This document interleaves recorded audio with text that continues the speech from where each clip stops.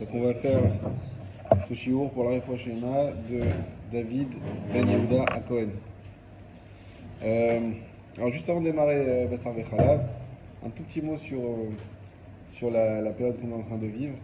Hier on a vu ce beau chidouche de Tosfot qui nous dit pourquoi on va comme ça en montant dans la Havelout, alors qu'on voit que pour une personne qui est endeuillée, c'est l'inverse.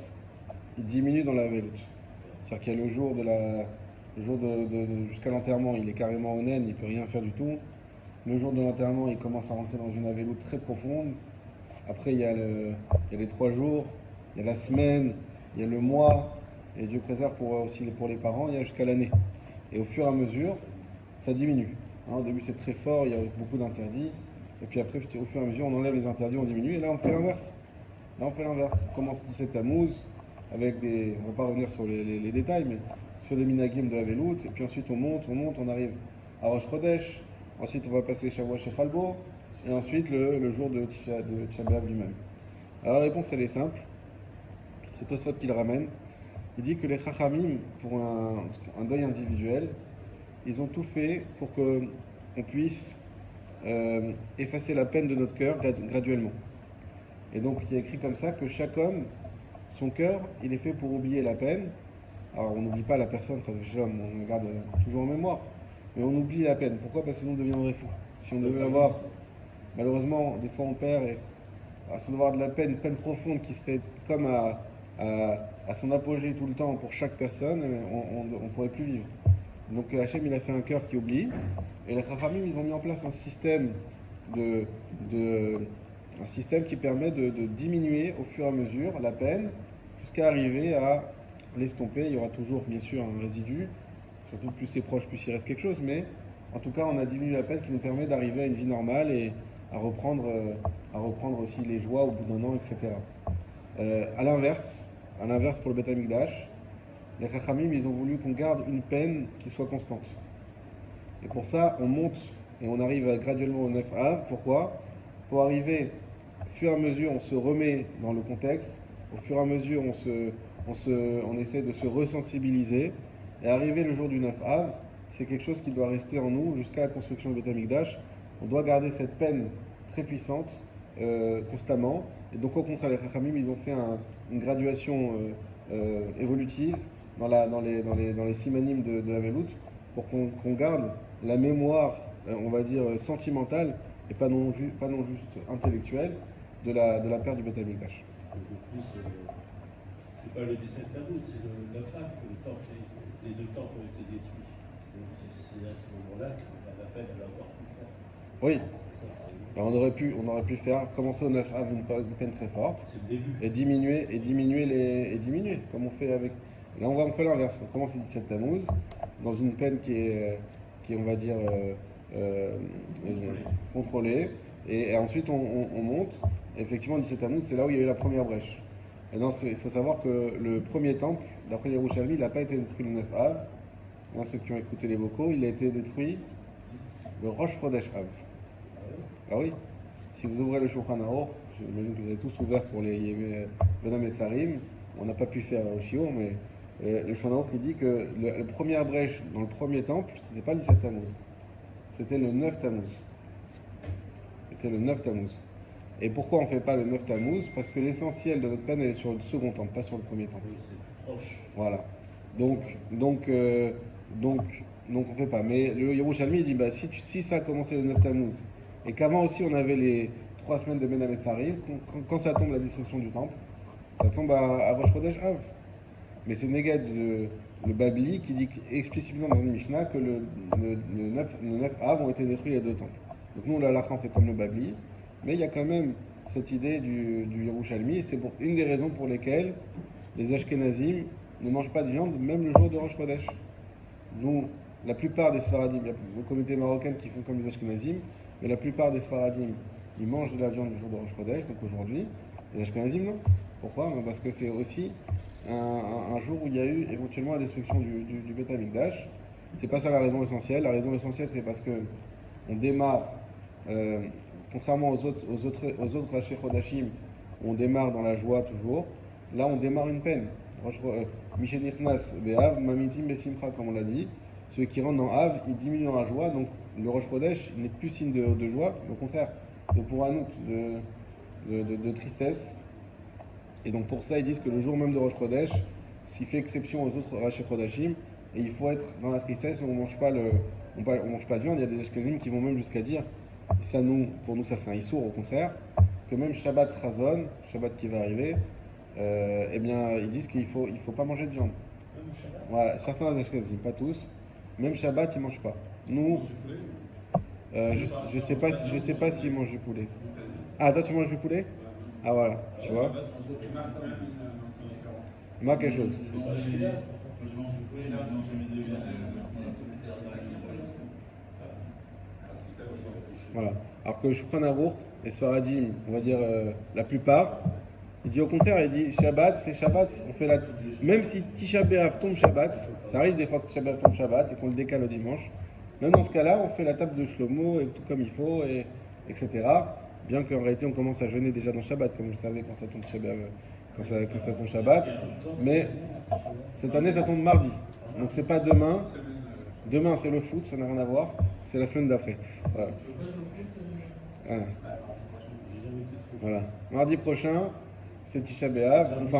Enfin, on sait jamais. Voilà, là c'est...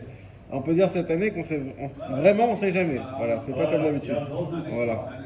J'aime bien parce que la dernière fois, ils ont mis le terrain de foot. On pourra faire les grandes séoudas, j'espère. Ah oui, on a mis Miklat à...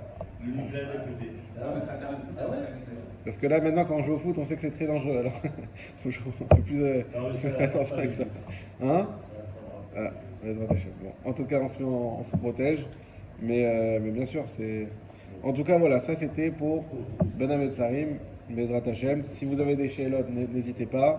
Cette année, Shavua Sheikh Rabo est très court, Baruch Hashem, de dimanche à lundi. Alors on peut se doucher, mais à l'eau froide, les Sfaradim, ou à l'eau tiède même. Les Ashkenazim ne se douchent pas du tout. Bon. Après, aujourd'hui, on a ce qu'on appelle Isténis. Vous savez ce que c'est Isténis? Dans la Noira, il y a un dîne spécial pour les gens qui sont Isténis. Le terme exact, c'est hein? Pas qui souffre. Il y a un terme. Il y a un terme. Quelqu'un qui est comme ça. Fragile. Ouais, bon, je le retrouverai.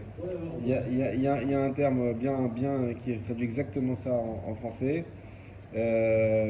En tout cas, voilà, c'est quelqu'un que ça dérange beaucoup. Et donc, aujourd'hui, on est tous considérés comme des gens précieux. Voilà. Isténis, c'est précieux. Je peux même pas me doucher, non. Aujourd'hui, à l'époque, c'était compliqué de se doucher. Il n'y a pas de douche, mais même dans les lacs, etc. Aujourd'hui, la plupart des gens se douchent tous les jours, surtout avec les fortes chaleurs. Donc, c'est pas devenu. À l'époque, tu douchais tous les jours, c'est que tu étais peut-être un roi. Et là, aujourd'hui, on se douche tous les jours, même des fois plusieurs fois par jour. Donc, ce qu'on appelle aujourd'hui, on est tous du guéder dans la Gemara, c'est un guéder spécial avec des halachas spéciales. On est tous du guéder de Isténis. Et donc, c'est pour ça que je permet de se laver, au moins à l'eau froide, pas à l'eau chaude, c'est tout. On n'a pas le droit de se laver à l'eau chaude, en dessous de 35 degrés. Voilà, C'est précis. Oui, bien sûr, c'est Yad Shvededbo. En dessous de 35 degrés, on a le droit de se laver. Le mieux, c'est l'eau froide totale. Si c'est compliqué pour nous, c'est bon pour les muscles, sachez-le. Et si c'est compliqué pour nous, alors à l'eau tiède, on va dire à 20 degrés comme ça. Les enfants, ils n'ont rien du tout. Les enfants, on peut faire à l'eau chaude. Les enfants, il n'y a pas de problème. Mais nous, effectivement, ça va être à l'eau. Voilà, exactement. Les enfants, bon, Hachem, exactement. Et donc, nous, c'est uniquement à l'eau tiède. Et les Ashkenazim sont plus mahmir de ne pas se laver du tout. Bon, là, ça va, c'est 2 jours, 3 jours avec Tisha B'Av. Mais quand ça tombe un jeudi, je peux vous dire que ça rigole pas. Ça fait 3 jours, hein, ça fait dimanche, lundi et mardi, puisque bien sûr Tisha B'Av, on n'a pas droit ni à l'eau froide ni à l'eau chaude. Voilà, donc On a le droit de faire de la peinture pendant cette période? on fait pas de peinture pendant cette période. Après Rosh Chodesh, on fait pas de peinture. Pas de peinture. Tout ce qui va apporter de la joie, on fait pas. Et la peinture, c'est spécifiquement ramené qu'on fait pas. Voilà, on construit pas aussi des troupas pour Voilà. En tout cas, On peut faire des travaux quand même. on fait pas de travaux. On peut faire des Si on travaux. a commencé des travaux, on va pas laisser. Alors, si on a commencé, c'est ce que j'allais te dire, si on a commencé avant, oui. Oui, Si on a commencé avant, oui. Mais sinon, on commence pas de travaux à partir de maintenant. d'accord. Voilà.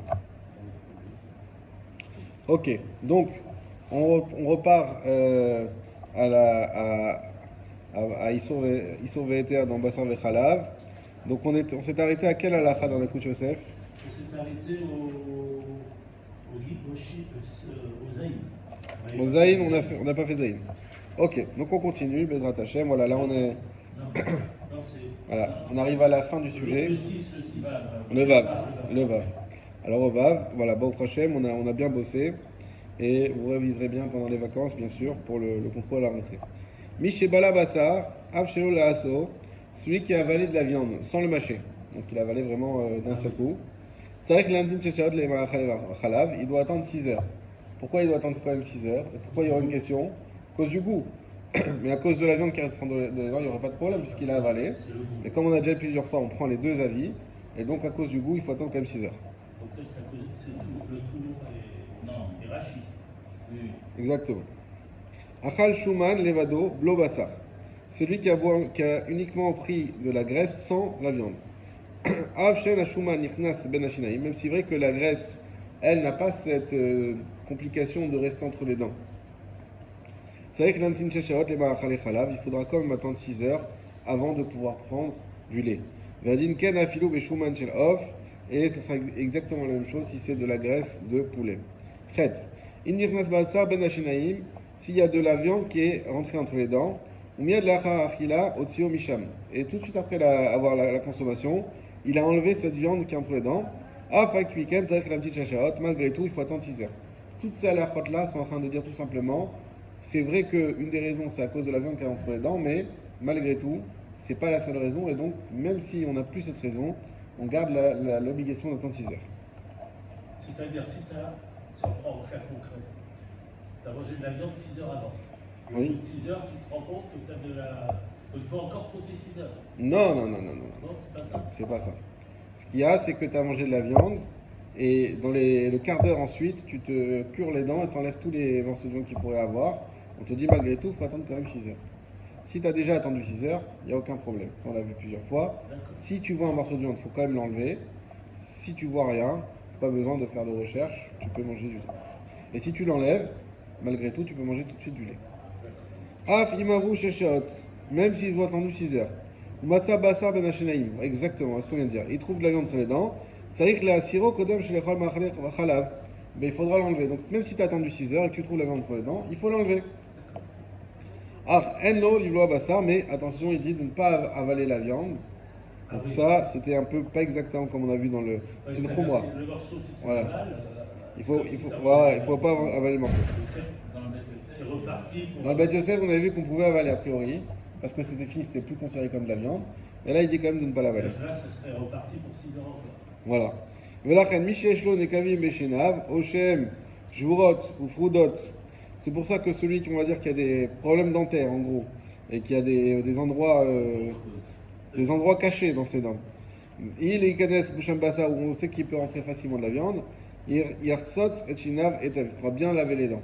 D'accord, même après les 6 heures, parce que lui sait qu'il y a une configuration un peu spéciale, donc il faudra faire attention. Vomnam, Bistama, et c'est pour ça, de manière simple, c'est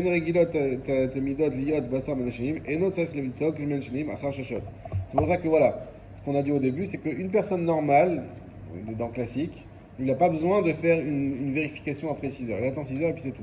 Par contre, une personne qui sait que voilà, il y a eu des travaux, on va dire, bah dans ce cas-là, il faudra faire attention à tout enlever et faire une petite vérification supplémentaire. On passe directement à la lacha Yud Gimel. Atoem Bassar, Bishono, ou Palat Miyad. Celui qui a goûté de la viande et qui l'a craché tout de suite. D'accord? Et notre Tzarich Lamtin Sheshaot. Voilà, il n'a pas besoin d'attendre 6 heures, ça c'est un chidouche. Ça peut être le cas, par exemple, quelqu'un qui veut goûter le plat de Shabbat, il ne veut pas être bassari, mais il veut goûter le plat de Shabbat, c'est que c'est une mitzvah, donc il goûte, il recrache. Mais dans ce cas-là, pas besoin d'attendre 6 heures. Parce que après, il goûte la balafia. Hein? Après, il goûte C'est-à-dire, il pose sur la langue, il goûte le goût, Il avale pas. mais il n'avale pas. Et il mâche pas. Et il mâche pas.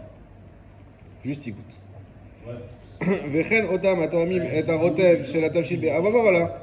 Et la même, voilà, c'est pour ça. Et également ceux qui goûtent la sauce du plat pendant Erev Shabbat.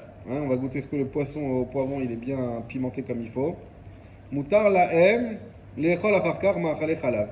Après ça, on aura le droit de manger des ma'achale chalav, puisqu'on n'a pas gardé ça, on n'a pas avalé.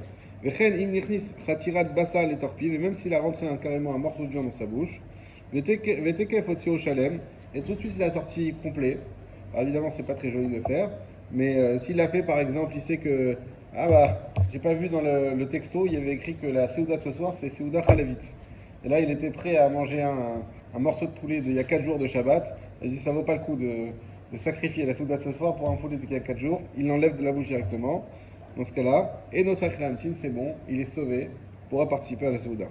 Imochel miad gvina, par contre, s'il mange tout de suite du fromage, au hyper, ou l'inverse, c'est-à-dire qu'il a dit, achetape velikanecho, il faudra laver la bouche, puisque tu as mis un morceau de viande dans ta bouche. Donc il reste quand même quelque chose. Si tu veux manger tout de suite du fromage, un yaourt, il faut d'abord laver la bouche, pas directement. Juste une question pour l'histoire de Shabbat. Oui. On comprend que s'il a goûté le jus, il peut consommer du laitage après, mais il ne dit pas qu'il a recraché. Alors, Mistama, il a recraché. Alors, il a recraché. Pourquoi? Parce que Atoem Basar Mishno ou Palat Miyad. Et notre צריך להמתין 6 שעות וכנמה, ולכן אותם המועטים את רעותיהם של התבשיל בערב שבת, מותר לו לאכול אחר כך במאכלי חלב. Mistama, il vient de dire que celui qui a recraché c'est bon, et donc celui qui goûte le ma'achalé de Shabbat, le tafshil shel Shabbat. Donc c'est vrai que c'est pas écrit qu'il a recraché. En tout cas, dans la Mais traduction, c'est carrément marqué, il a immédiatement recraché, point. Et après, il dit la veille de Shabbat, on peut donc consommer des laitages après avoir goûté le jus du plat cuisiné. Tu vois, il ne fait pas le lien.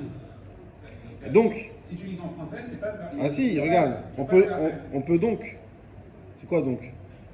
La veille de Shabbat, on peut donc consommer. Pourquoi des donc? laitages. Ouais, mais d'accord, mais il a fait un point. Je suis d'accord avec toi que c'est. Je suis d'accord avec toi que c'est pas très très clair. En tout cas, si tu lis le Tu peux le français. déduire, regarde, tu peux le déduire facilement. Parce que Rabbi Ovadia Yosef, il est marmire que si tu goûtais un peu de bouillon de viande, en fait, tu devais attendre 6 heures pour manger du poulet. Donc, forcément, dans ce cas-là, tu goûtes un peu de sauce et puis tu la recraches. Sinon, c'est. En hébreu, j'ai aucun point avec le Vélachem, mais c'est vrai que quand tu lis la traduction, c'est pas vrai. Bon, il y a le donc quand même. Mais Khazak, c'est une belle preuve. C'est de la sémence. T'as amené une belle preuve. Voilà. Yudalet. השעות שממתינים בין בשר לחלב הם לפי השעות שלנו ולא לפי שעות זמניות. Alors le Yudalet, quand on parle des heures, c'est pas en heures relatives, c'est des heures normales de 60 minutes. Voilà. Tedvav. Les khatrila. Donc a priori, en lechol machale chalav, lachar sheachlo machale basar. On ne doit pas manger ah ouais, c'est les khatrila, c'est intéressant. On ne doit pas manger de ma'achal chalav, donc de plat chalav, donc pas du vrai lait, un plat qui a un goût de lait. Après, un plat de viande. Un plat de viande, c'est pas la viande elle-même. Voilà. Oshiavu sheshaot bediyuk, achiavu pardon, sheshaot bediyuk, jusqu'à qu'on a attendu 6 heures pile. Afilu imachal basar chaya veof, même s'il a pris de la viande de poulet ou peu importe. Ou de chaya, c'est la viande de bête sauvage qui n'est pas de la Torah, qui est des Chachamim. Malgré tout, il faut attendre 6 heures pile. Ou mikol makom. Amikil bemakom sorech lechol machale chalav achar 5 shod machatza yesh lo al ma sheismach, pardon. Et celui qui veut attendre, non pas 6 heures, mais 5 heures et demie, il a sur qui s'appuyer. Je vous avais envoyé une halakha du Yabi Omer en photo, je ne sais pas si vous vous rappelez, où le Rav Ovadia disait que si ce n'était que lui, il aurait dit 5h30. Mais comme c'est écrit 6 heures dans le Shulchan Aruch, a dit 6 heures, pourquoi il ramène parce que je vous l'avais fait mis en exergue la dernière fois, c'est que c'est écrit dans le Rambam que 6 shaot, pas 6 shaot. Et Shulchan Aruch il a ramené 6 shaot. Oui, mais la source Shulchan Aruch c'est le Rambam. Et lui dit Keshesh Shaot. Donc Keshesh Shaot, c'est à peu près, environ 6 heures. Donc dit normalement déjà 5h30 on aurait dû permettre. Maintenant bon, c'est écrit 6 heures. Donc... Hein? Tu peux dire environ 6 heures. Non, parce que c'est la 6e heure. Keshesh Shaot. C'est comme on avait vu d'après les Algériens. Ah, mais c'est ça, l'histoire des 4 heures. Les Algériens, on avait vu Kearba Shaot, aujourd'hui ils font 3 heures. Déjà t'es rentré, mais même pas 3h30. T'es rentré dans la 4e heure. Hein? La bar mitzvah, c'est la 14e année. 13 ans et un jour. Donc on commence à 13 ans. Hein? T'es perplexe. Non? Ouais. C'est 14e année. Bah, quand tu rentres dans le 18e siècle, ça va partir de 1701. Bah, c'est pareil, c'est dans tous les trucs, c'est comme ça. 14e année, 13 ans et un jour. Alors quand on dit 13 ans et un jour, attention, c'est pas plus un jour, c'est plus une seconde. Donc c'est le jour d'anniversaire.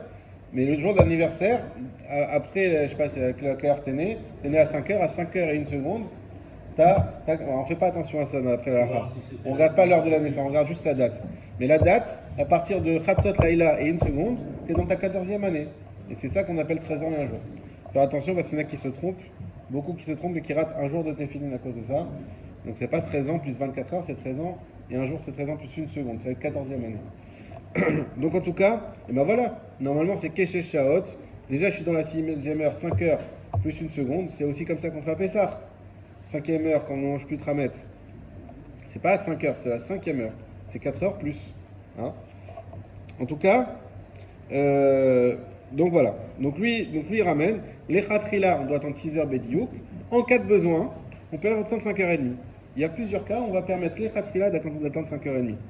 ולכן בישיבות הקדושות בימים שיש שעון קיץ וצורה סדרי הישיבה אסור כל לקבוע ארוחות ערב. Et c'est pour ça que dans les yeshivot קדושות, dans les jours d'été, on a besoin de faire un seder de yeshiva et de fixer donc un repas erev du soir achar chameshot machatza machilat basa après 5h30 depuis qu'on a mangé la viande à midi.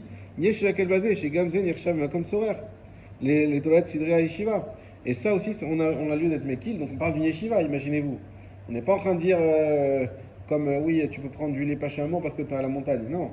Dans les Yeshiva elle-même, là, au cœur de la Torah, et bien, vu qu'on a mangé le repas du midi à 13h avec de la viande, mais il faut qu'on mange à 17h30 maximum le repas du soir, sinon ça va décaler le Seder de la Yeshiva. J'ai dit 17h30 plutôt, 18h30, pardon. Donc 18h30 depuis 13h, 18h30, donc à 5h30 après, eh bien on va dire dans ce cas-là, c'est déjà un cas où on peut permettre d'attendre 5h30 parce que de ne pas décaler le Seder à la Yeshiva, c'est important. Alors vous allez dire, ils avaient qu'à manger à midi et demi et pas à 13h, c'est un Seder, il y a des heures, on ne change pas les heures de Torah, et même pour ça, on peut permettre d'attendre 5h30 au sein même d'une Yeshiva. Vechen, במחנות הצבא אפשר להקל אף אחר 5 שעות מרחצה, שגם זה בכלל מהכל צורך, et pareil dans l'armée, ובבשר עוף יש להקל בזה יותר בפשיטות, et encore plus si en plus c'est pas de la vraie viande qu'ils ont mangé, mais du poulet. אחר 5 שעות וחצי, après 5h30, כשהוא צריך לדבר alors qu'il y a un besoin. Donc quand il y a un besoin, on peut être facilement mekil, mais les khatrila, on attendra 6 heures. Par exemple, dans les hôpitaux, souvent, par exemple, le midi, ils te font des plats halabi, et le soir, non, le midi, ils font bassari, et le soir, halabi. Et des fois, le repas, il arrive tôt le soir.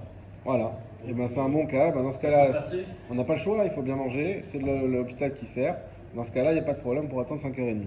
Bon, de toute façon, si c'est des malades, même Bichlal, il n'y a pas de problème. Même si ça va. Soupak imavu sheshaot bisman. Ça aussi, ça arrive souvent. Alors, il y a une bonne habitude, c'est que quand on mange de la viande, on dit à voix haute l'heure qu'il est. À 13h30, voilà, comme ça, quand je finis, ça me rappelle quelle heure il était quand j'ai mangé de la viande et j'attends. Vous connaissez pas ça? Non? Ah, les enfants, bah voilà, c'est très, très bonne habitude, comme ça. Maintenant, on a un doute. On a un doute, je sais pas, ça fait 5h30, 6h, peut-être 2h en fait. on a un doute. Oh, Adaïn lo avru sheshat. On n'est pas sûr, est-ce qu'elle a passé 6 heures? Racha il a laquelle misaveg le chol machlev chalav, disek dorman le kula. Dans ce cas-là, on pourra manger. Si on a un doute, évidemment, on sait que c'est pas un doute, ce qu'on appelle un doute raisonnable. Donc je sais que ça fait un certain temps, je sais que ça fait longtemps, je sais pas exactement combien de temps ça fait. Dans ce cas-là, comme c'est une mise à des rabananes, on pourra